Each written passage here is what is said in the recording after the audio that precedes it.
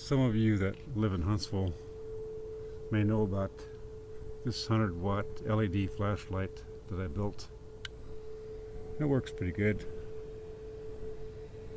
And then recently I added on an off-the-shelf lens to focus it.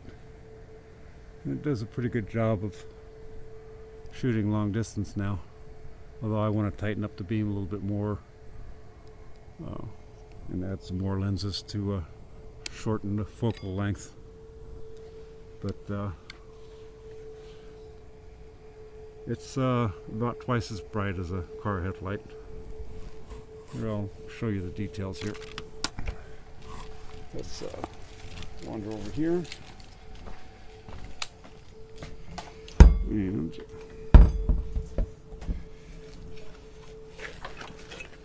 so here's the additional lens that I put on. If any of you do any cabling, you probably recognize that from a cable box. And this is the actual flashlight. Got a reflector I picked up at a store that I did some work at.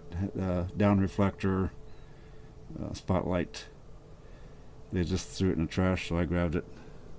And then in between here is the 10 by 10 array of 1-watt LEDs. Heatsink behind it with a fan. And then still got the on-off switch on the outside. And I have replaceable battery packs. And right now I gotta charge it in my balance charger, but I want to put a balance charger inside here too. They're not very big. And then I've got a voltage boost regulator inside that steps up the voltage from this to the 31 volts that that LED wants. And that puts out 7,000 to 8,000 lumens, like I said, which is about twice the brightness of a car headlight. So it'll blind somebody if I shine the light in their face. Anyway, I figured I'd show you all this.